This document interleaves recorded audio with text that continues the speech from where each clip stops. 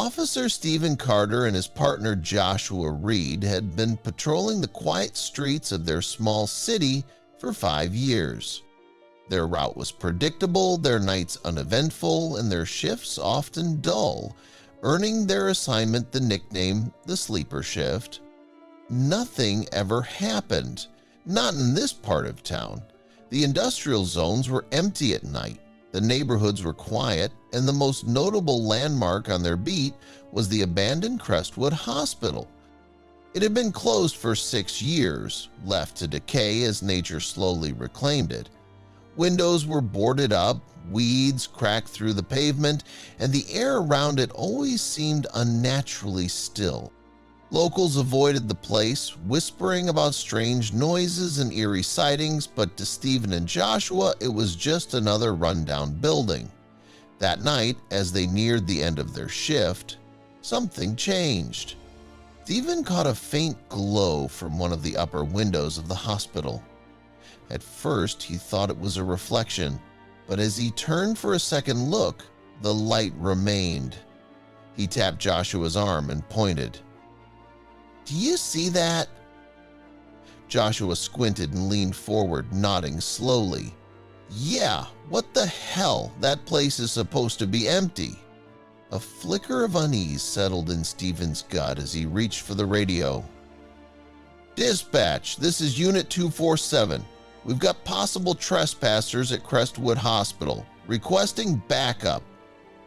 The response came almost instantly, but with an unusual edge of concern. "Copy, 247. No one should be in there. We don't have backup to send your way. Proceed with caution." A beat of silence followed, as if even the dispatcher was reluctant to send them in alone. Pulling up to the rusted perimeter fence, the hospital loomed ahead, a dark silhouette against the cloudy night sky. The headlights of the patrol car barely penetrated the heavy fog rolling through the overgrown parking lot.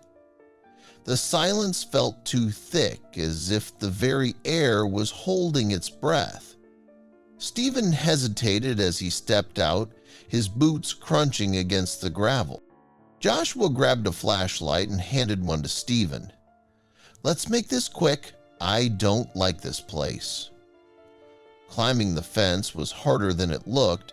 The chain links were rusted but held firm, making the descent on the other side clumsy.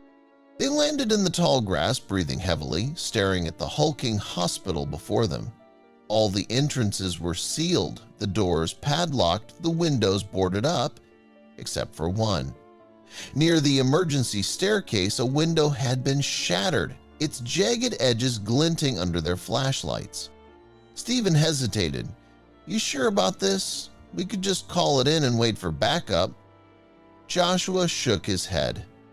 "And let whoever's in there slip away? No way. Come on." Stephen sighed, knowing his partner wouldn't back down, and reluctantly followed him inside.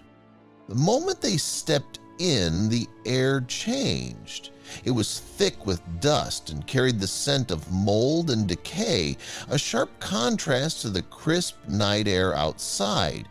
Their footsteps echoed through the empty halls, bouncing off peeling paint and broken furniture. The darkness seemed alive, pressing in on all sides, swallowing the thin beams of their flashlights. Every few steps, the sound of dripping water or the distant creak of settling wood sent shivers down Stephen's spine. They checked the first floor, moving through empty patient rooms filled with abandoned gurneys and shattered glass. So far, nothing. Joshua suggested splitting up to cover more ground, but Stephen shook his head. "That's a bad idea. We don't know what we're dealing with." Joshua shrugged. "We'll be here all night if we don't. We'll stay in touch on the radios." Stephen didn't like it, but he knew his partner was right. Reluctantly, he agreed. They parted ways, their flashlights flickering in opposite directions, the emptiness of the hospital swallowing them whole. For the first half hour, everything was quiet. Too quiet. Stephen checked each room methodically, finding nothing but decayed remnants of a forgotten place. He tried to reach Joshua on the radio, but all he got was static. Then, the static cut off, replaced by silence. And then, a scream. A blood-curdling scream. Stephen's heart pounded as he sprinted through the hallways, shouting into his radio, "Joshua, where are you?" No response. He turned a corner and skidded to a stop at the reception area of the wing where Joshua had been searching. Signs of a struggle were everywhere. Overturned chairs, a desk shoved aside, and on the floor, Joshua's radio shattered into pieces. The panic surged through Stephen. Joshua was gone. But how? His mind raced back to the light they had seen from outside. Pulling out his phone, he checked the layout of the hospital. The light had come from the intensive care unit. That was where he needed to go. As he made his way toward the ICU, the air grew heavier. The walls were no longer bare. Strange symbols were smeared across them in dark red, symbols that pulsed faintly in the dim light. The deeper he went, the stronger the feeling of wrongness became. It no longer felt like an abandoned hospital. It felt inhabited. At the end of the hallway, a faint glow seeped from under a closed door. His pulse quickened. He approached cautiously, reaching for the handle. It was locked. Without thinking, he kicked the door open. The room was bathed in flickering candlelight. Dozens of candles lined the floor, their wax pooling in puddles. The walls were covered in the same strange symbols, but now they formed something larger. A massive pentagram drawn across the floor. Before he could process what he was seeing, a loud thud came from a locker in the corner. Stephen approached, baton in hand. He smashed the lock and yanked the door open. Joshua was inside. Bound and gagged, his eyes wide with terror. Stephen quickly removed the gag and cut the ropes. "Stephen!" "Thank God," Joshua gasped, his voice hoarse.